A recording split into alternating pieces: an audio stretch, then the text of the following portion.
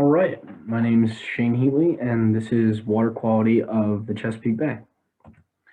So, a quick introduction to water quality in general. Water quality can be thought to have different standards based on the connotation of which the water will be associated with. So, essentially, what you're looking at and comparing it to. So, drinking water, for example, has higher quality compared to irrigation water or various plumbing, that kind of stuff. Drinking water is going to be higher quality. And the higher quality that it is, the closer it is to molecular purity of water, like the compound H2O. So the properties of water, which encompass water quality, are the chemical properties, biological properties, and physical properties that I'll get into right now.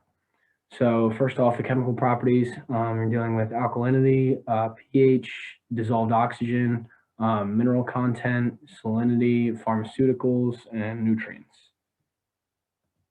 Biological properties, bacteria, microorganism content, particulate organic matter, so anything that's decaying in the water, any kind of biological substance just kind of floating around. Fecal matter content, gross photosynthesis rate, which is essentially your photosynthesis minus your respiration rate, and macroorganism density. And the physical properties can break down to average temperature, turbidity, odor or taste, total dissolved solids, and coloration. So you definitely don't want water that's going to be brown or water that smells like eggs. That's not so good. So moving on. So benefits of good water quality, you have protection from waterborne viruses, diseases, bacteria. This goes to any small species in the aquatic environment or even us drinking the water. Insurance for groundwater intrusion that is used for drinking water, so water that has pollutants that is intruding in groundwater. We don't want pollutants in that drinking water. Limitation for nutrient loading in coastal areas, so that nutrient loading can lead to eutrophication in various basins in coastal areas and can lead to algal blooms, which prompts anoxia after those algal blooms decay. So moving on, less damage to water infrastructure via mineral lag, dissolution, deposition, and protection from pollution for aquatic and semi-aquatic organisms. Consequences, on the other hand, can go to direct impact on health of aquatic wildlife, can cause a trophic cascade of biodiversity. So if any one of these organisms is suffering greatly from poor water quality and see a population decrease, this can go straight back into the trophic ladder and the ecosystem and can cause a cascade. Uncontrolled pollution levels can enhance density of waterborne viruses, bacteria, and illnesses. Nutrient loading can lead to eutrophication, like I had said, anoxia, and eventually fish kills as a result of those anoxic zones. Damage to water infrastructure and groundwater intrusion, leading to drinking water pollution. So activities which contribute to water quality, agricultural processes, using fertilizer, pesticides, herbicides, and that getting into the surface water and that running off into our waterways and at groundwater, and essentially mostly causing nutrient fluxes, but can also go into different diseases, parasites, viruses that can be promoted by these pesticides and herbicides. Land conversion, so deforestation, wetland change, development. You can have both increased erosion and also increased surface runoff if there is an impermeable surface, such as blacktop, that's asphalt that's being put down on roads, for example. That's an impermeable surface and would increase surface runoff. Hydrologic modification, so changes in river flow or water levels, damming of rivers, for example, or erosion of banks, widening the river, any sort of thing like that can lead to changes in the water levels or flow. Wastewater treatment facilities, these are obviously adding major nutrient fluxes from nitrogen and all kinds of nasty stuff, pollution in general, biological interference, removing or adding species. So over harvesting of fish, for example, that kind of stuff can really come back to the water quality, or adding an invasive species that could be contributing to poor water quality. And fossil fuel production or harvesting, we'll get into that later. So to get into it, the Chesapeake Bay watershed is encompassed by 6 states and the District of Columbia. It's 64,000 square miles, 11,684 miles of shoreline, 150 major rivers and streams, and it is home to over 18 million people. So that is a large area and a large possibility for a lot of contribution to water quality.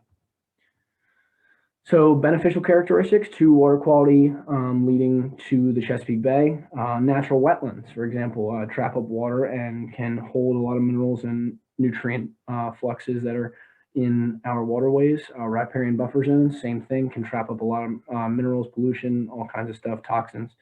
Rain gardens, again, similar to wetlands on a smaller scale. Sessile filter feeding communities, oyster reefs, mussels, clams. All of these organisms are really well adept at filtering out the water column and can take out toxins, anywhere from toxins to minerals to nutrient fluxes, and can really increase the quality of the water. And naturally occurring dams, this can really help stop the spread of pollution and even microorganisms getting further downstream. So, human involvement in the Chesapeake Bay trophic pyramid. So, by the mid 18th century, colonists had already made commercial fishing an established industry in the upper region of the Chesapeake Bay. So, around Maryland and lower Pennsylvania, it had already become a large industry. By the mid 19th century, commercial fishing rapidly expanded, and yields of tens of millions of pounds of American shad and millions of bushels of oysters were recorded each year. And so this aggressive harvest of fish and oysters in the Chesapeake caused massive declines in populations by the early 1900s. And it got so bad that by 2011, we really started to see the effects in the later 1900s. But when we stopped and looked at the science, it was only about 0.3% of levels of early 1800s population levels due to overfishing, habitat loss, and disease. We lost all of almost 99% of our oyster population in the Chesapeake Bay. So the benefits of oyster reefs in the Chesapeake Bay, to go back to it, they filter out toxins, minerals, nutrients from the water column, and they are very, very good at it. One oyster can filter out thousands of gallons. I think it's 1,000 gallons in 24 hours. So they're very good at what they do. Reduce turbidity, increase clarity in the bay, and provide habitat for many species of fish in the ecosystem. So I do have a short video that I will share now.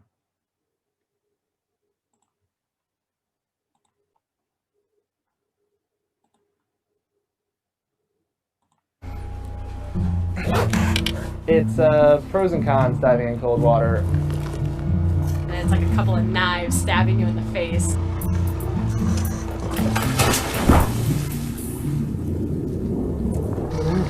Warming up. On the plus side, diving in the winter in the Chesapeake Bay is when you get the highest amounts of visibility. Yeah, it's pretty shallow here, only about 7 feet. Copy that. Today we were doing some 3-year check-in dives on oyster restoration sites in Harris Creek. It's a tributary right near the mouth of the Chesapeake River on the eastern shore of Maryland. We were checking in on some sites that were planted by the Oyster Recovery Partnership 3 years ago. So this is a 3-year-old hatchery clump. There is a parent shell right on the bottom where all of these oysters are growing off of. And then we've even got some natural spat baby oysters growing on them. And we've got a bunch of mussels, some barnacles, and these are actually all alive. Number one, we want to see elevation. We want to see oysters that aren't just barely sticking out of the mud. We got some big slumps right here. Nice mound of oyster. All in all, pretty good sight. It looks like how an oyster reef should, with all of these interlocking, interconnected oyster clumps. You start to have fish that are building communities within the crevices, within the boxes of dead oysters. It starts to provide a whole habitat right off the bottom. Before they became a harvestable fishery item, they formed these very, very large structures, having a very substantial biological effect on the water column and the inhabitants of the bottom community. Then they were harvested, the structures were destroyed, then some diseases came into play in the Chesapeake Bay specifically. The population was reduced from ecologically significant one to one that was barely existent. We were diving on alternative substrate sites. In this case, it was a fossil shell that they put down to create a hard layer to then plant baby oysters on. The sites that we're diving on are within Maryland's oyster sanctuaries, and so what's great is we get to see how a natural, undisturbed oyster reef would progress. Not only are the oysters that we put there doing okay, but they're actually recruiting natural oyster larvae in the water column, and that's what you need for a self-sustaining reef. This is different from the hatchery clump that we saw earlier because these are all natural oysters that grew on the substrate. So these were not planted by the hatchery. These are probably about 2 years old.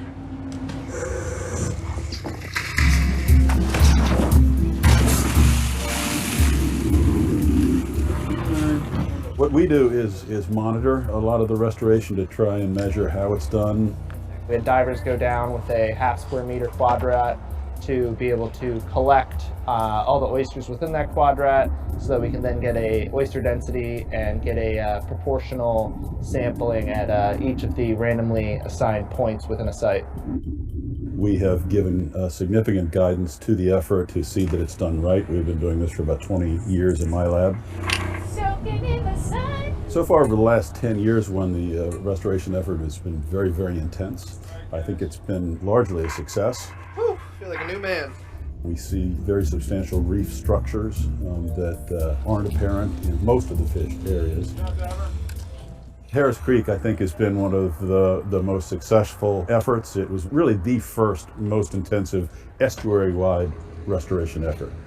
Yeah, that was real cool. Most of those animals, when they're planted for oysters, because they're sequential hermaphrodites, will be males, and over the next 3 or 4 years will turn to mostly females. One of the ideas of the overplanting 3 or 4 years down the road is to plant youngsters who are mostly males who will mix with the females and hopefully increase the reproductive efficiency of those populations.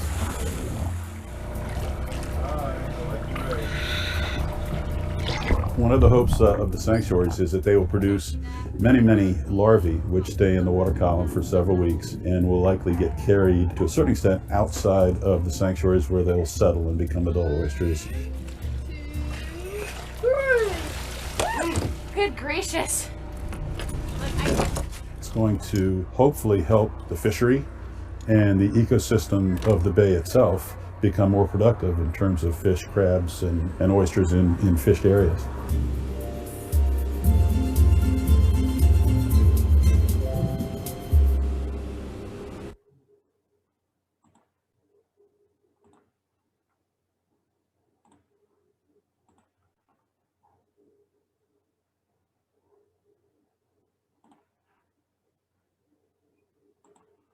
All right, so I think that that video does a really good job of kind of outlining how specific these oysters are in the ecosystem and how many different roles they actually play. They are huge for habitat creation and filtering out nutrients and keeping clarity in the bay, and so they are essentially a very specific keystone species. So practice of clean water in the United States. really jumped off from a woman named Rachel Carson in the early 60s. She wrote a book called Silent Spring, and it kind of jump started the environmental movement. The environmental movement was kind of the first real time that the U.S. kind of woke up and saw that the way that we were practicing our industry and expansion and productivity, it was detrimental to the environment. So, um, sorry, 10 years later, with the Nixon administration, um, the Clean Water Act was passed, and this regulated the amount of pollution and where pollution can be distributed, and kind of kept that out of our waterways. So up until this point, in industrial and municipal facilities had no responsibility or liability to the discharges they would produce in surface waters or main waterways. This lack of pollution control led to the contamination of coastal waters, such as the Chesapeake Bay, with excrement, surface sludge, chemical pollutants, and so on. This ties directly into diseases, parasites, bacteria, etc., that had detrimental effects on coastal ecosystems. So this comes back to the agricultural development in the United States. So beginning at the Green Revolution of the early 1950s and early 60s, industrial agriculture kind of took hold around the globe and really dramatically in the U.S. So the purpose of which was to maximize production per acre of the farms in the U.S. And we did so by distributing artificial fertilizers, pesticides, herbicides to kind of get the highest yield out of the smallest area. So fertilizers have very high nitrogen content, and this happens to be the main limiting nutrient in plant growth. So when this nitrogen gets into the waterways and gets into our coastal areas, it kind of fuels the phytoplankton in the coastal areas and causes algal blooms from this eutrophication of a massive flux of nutrients. So pesticides, on the other hand, and herbicides, one common pesticide is DDT, was the main focus of the environmental movement. And this was shown to produce genetic defects, mutation, and disease in many different ecosystems and communities, and even was found so in humans. Disease was present in the Chesapeake Bay organisms such as sessile filter feeders and some fishes. This was the case with oysters and different mollusks in the Chesapeake Bay. And eutrophication via nitrogen flux has caused many algal blooms in the Chesapeake Bay since the Green Revolution. So the effect of fossil energy production on Chesapeake water quality. Coal mining operations wash acid runoff into waterways and dump unwanted minerals into local water sources. Really nasty stuff comes directly out of mines and seeps into the groundwater and gets into our waterways. Oil, on the other hand, often spills during extraction or transport, and this is not as common, but when it does occur, it usually does get into the water supply and is transported downstream. Hydraulic fracturing for natural gas. This leaks toxic chemicals directly into the groundwater, which inevitably gets into waterways and again, directly affecting aquatic ecosystems. Fracking fluid has actually been seen in the streams of the Delaware Valley, which is a very popular area for hydraulic fracturing and is a major part of the Chesapeake Bay watershed. Each of these energy potentials within the Chesapeake Bay watershed has a probability of making it to the bay. So it is simply irresponsible to be producing energy that has even a chance of polluting our waterways. The effects of land development on the Chesapeake Bay. Land development essentially refers to the development of industry, residences, municipalities, or anything that we're clearing the land for. This almost always leads to a progression towards an impenetrable surface or erosion. So these impenetrable surfaces promotes surface runoff, which can include pollution, nutrient loading, or unwanted minerals that kind of get concentrated within these surface waters. The erosion of banks or tree lines is a direct effect of land clearing on forest or vegetative surfaces, and can add sediment to waterways, increasing turbidity and decreasing clarity, therefore decreasing available sunlight to photosynthesizers. This is very common in the Chesapeake, as phytoplankton content can be measured throughout the year and often decreases when a known sediment load has been deposited from the estuary. So, for example, during a storm surge or storm system, you can see the erosion coming down a riverbank or stream bank, and you can actually see the decrease in phytoplankton productivity. So the ecological impacts on coastal fisheries, for example, poor water quality in terms of pollution has direct detrimental effects on the health of coastal fisheries. According to studies done by the United States Geologic Survey, directly in the Chesapeake Bay, increased infectious diseases and parasites are seen to cause fish kills. Feminization, which is a process of, it is usually a normal process where throughout a fish's life, they will change sex for purpose of reproduction. However, an abnormal sex changing can throw off the reproductive success of fish populations. And on top of that, reduced reproductive success in terms of sperm fertility or even egg fertility, tumors in bottom dwelling fish. And so all of these effects lower overall populations in Chesapeake fisheries, which we all know is not good when it comes back to the coastal ecosystem health and even our fisheries in general. So oyster population density, the increased pollution and usage of fertilizers, pesticides, and herbicides led to the development of several different diseases and parasites that diminished oyster natality in the Chesapeake. Natality meaning basic fertility and fertilization success. So two of these were dermo and MSX, and one of these is caused by a parasite, the other, I believe, is a virus. Combined with the overfishing of oysters, their populations were diminished, leading to a positive feedback loop of increased pollution in the Chesapeake. So without these oysters, there was no biological filter bringing out these toxins, minerals, nutrients that are causing the problem in the first place. So it falls back on itself again and continues the problem, exacerbates the problem even further. In terms of seagrass beds, these are major submergent macrophytes found in the Chesapeake Bay that serve as an important primary producer of the ecosystem. They also serve as habitat for everything from crustaceans to many different fishes, and they're crucial for nutrient and carbon sequestration in marine sediments, just as the way as a tree would be in a terrestrial environment.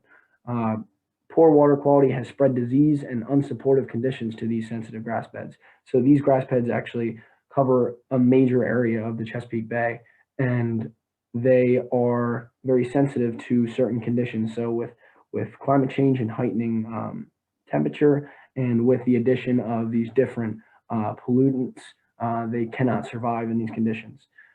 So this gives ample room for the abundance of phytoplankton to outcompete and bloom, causing anoxic zones and fish kills. So another positive feedback loop where with the addition of these, you lose your major sequester in the bay floor, and then the phytoplankton takes over and causes a ripple effect.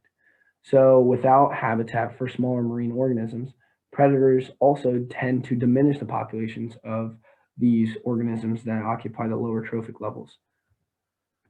So in terms of these higher trophic predators with detrimental effects of poor water quality on lower trophic organisms, such as oysters, seagrasses, small fishes, we tend to see a bottom-up trophic cascade where these harmful changes are felt all the way to the top of the trophic ladder, even at the tertiary predators. So the collapse of seagrass beds and oyster reefs in the Chesapeake as a result of poor water quality was met with increased predation of all of the organisms that live within these habitats. Predators, mainly sharks, then dropped in population following lower prey count. So with less prey availability, the predators have to seek elsewhere to find their prey. So the predator count dropped, and overfishing of sharks did not help as well. And so the remaining higher trophic predators, mainly rays, grew in numbers and further pressured the population of oysters, which are again crucial for maintaining good water quality in the bay. Yet another positive feedback loop. And so the physical and chemical latent effects from all of this, with the dramatic reduction in seagrass and oyster density in the Chesapeake, there are very little other natural biological solutions to nutrient and mineral flooding, and also wave energy in the bay. So oysters and seagrass beds, like I said, are notorious for filtering out nutrients and minerals in the water, along with reducing turbidity, which is mainly oysters that are reducing the turbidity.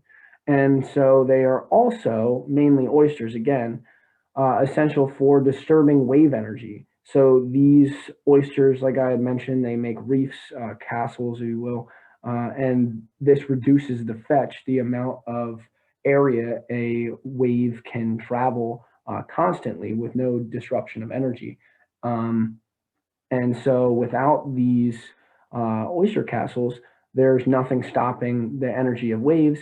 So without these castles, shores can expect further erosion on the edges. They can expect erosion on the inside of the bay, and also inundation of back bay areas. So they could experience more flooding if the waves are allowed to travel further than they are used to. So the economic consequences, on the other hand, of water quality, shoreline erosion, bay inundation, like I had just mentioned. Most are aware of the millions of dollars that is spent on shoreline restoration along the coast every year as a result of erosion via wave energy, longshore transport, and storm systems. So among this issue, low-lying coastal areas are very vulnerable to flooding or inundation, which can also be a very costly affair.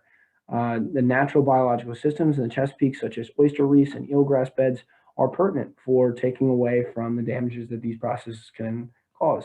So these ecosystems that we have in place are a natural safety net, and they protect our coast from all of these different processes. And without them, we can expect both an ecological destructive measure and as well as an economic pressure as well. So along with this, fish and oyster population collapse. So our fisheries, coastal fish and oysters have been high demand goods, like Ed mentioned, since the beginning of the 18th century, and now are among the most important staples of the East Coast. These drive our fisheries. And as the populations of these organisms fluctuate, there is a clear economic impact to the commercial fishing industry or private fishermen, as well as the distributors. So we are looking at possibly a loss in jobs, a loss in market. If the health of these ecosystems were to plummet, there would be dire consequences for the economic investments and industries revolving around the sale of these organisms. It is in our best interest to sustain the health of the oyster and coastal fish populations for the security of jobs, industry, and market sales. So this ties directly into our economic investments and our well-being. So species diversity loss, as seen in countless instances throughout history, removing organisms from the trophic pyramid almost never comes without consequences. Millions of dollars are spent by the EPA and DEP every year for species relocation in the event of invasive species or over-dominant species. But among this, reintroduction of costs these organisms hundreds of thousands, if not millions, on research, on study, on actually manipulating the environment, along with the cost of employing people to do such. If species are lost, such as oysters, Atlantic shad, Atlantic silverside, what have you, there are high economic and time costs to manipulate the ecosystem. It is much more cost effective to fix the problem at its source, which in this case would be our poor water quality and pollution. This is much safer and smarter in the long run than to wait and try and fix the lingering effects. So biological implementation for a potential solution to poor water quality. In the case of the Chesapeake, it is pertinent to introduce the species that have a profound effect on water quality in the bay. So this means bringing back our seagrass beds, eelgrass beds, oysters, and the major driving biological filters of the bay. And to do this, water quality needs to be improved at the source, because without that, then you have the same problem yet again. So doing this could use extensive riparian buffer zones, and this means bringing back natural stream areas and bringing back the banks, and rain gardens, protection of wetlands, and upgraded wastewater facility infrastructure. Our infrastructure is still not what it should be, and we need to make sure that our pollutants are not making it to our major water sources. And so the restructuring of the current ecosystem balance is essential as well. Level proportion of predator and prey species needs to be established to ensure that the trophic cascade will not reoccur. So we need to make sure that there is a balance first in terms of predator and prey interaction, so this cascade cannot occur. So chemical implementation. Chemical processes could be introduced as a countermeasure to poor water quality, such as bringing in more nitrogen-fixing bacteria. This would bring about nitrogen that is unusable by phytoplankton communities, and therefore would just be latent and would not cause as much of an effect.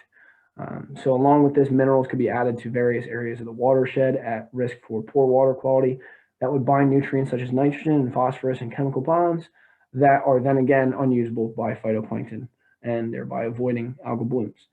Pollution such as excrement or surface runoff can be remedied with the addition of chemicals such as chlorine that kills parasites and viruses that cause disease in coastal species. And so a physical implementation, poor water quality has affected the density of communities such as oyster reefs and seagrass beds in the Chesapeake, and therefore leaves the shoreline erosion and shore inundation large problems. So a secondary physical solution to this could be the addition of seawalls, breakwaters, groins directly in the bay to act as a substitute for the loss of these species. However, this is not attacking the problem at its source, and it's definitely not the best solution. So another alternative for a physical solution could be damming facilities directly in water or major rivers or stream systems that could trap up latent bacteria, viruses, parasites, and pollution, which pose the threat to many different coastal communities. And so my concluding statements: the Chesapeake Bay provides coastal states of the Northeast U.S. with many different ecological and economic benefits that span coastal fisheries to coastal insurance from storm and wave events. And many different aspects of our current water quality infrastructure pose a threat to the ways in which this natural ecosystem pays back to our societal needs in this region of the U.S. And we have a moral, ethical, economic, and existential responsibility to protect the Chesapeake Bay. And to do this, we first must need to restructure the standards we hold to our waterways in the Chesapeake Bay watershed and in the country. And to finish up, I have one last video.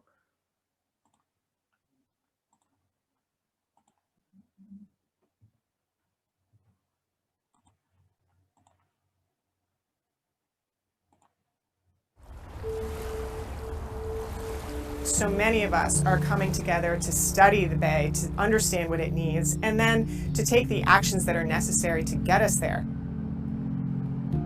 People usually hear about water quality more from the perspective of, can I drink this water? But when we're talking about water quality in Chesapeake Bay, the two things we think about are, is it fishable and is it swimmable? And that's something that's important for our economy. It's also important for our recreation.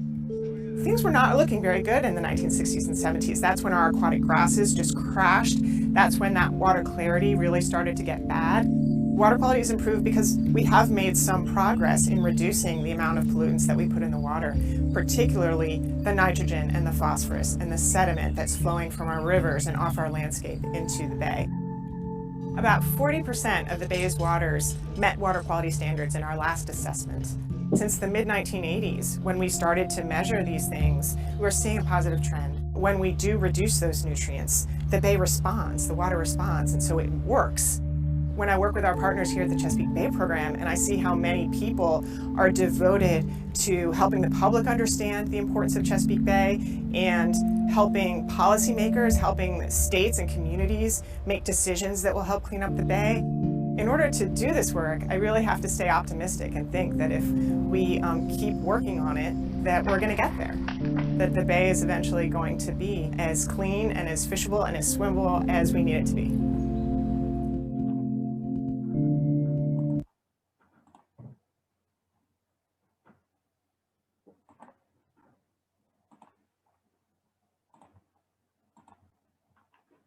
Okay.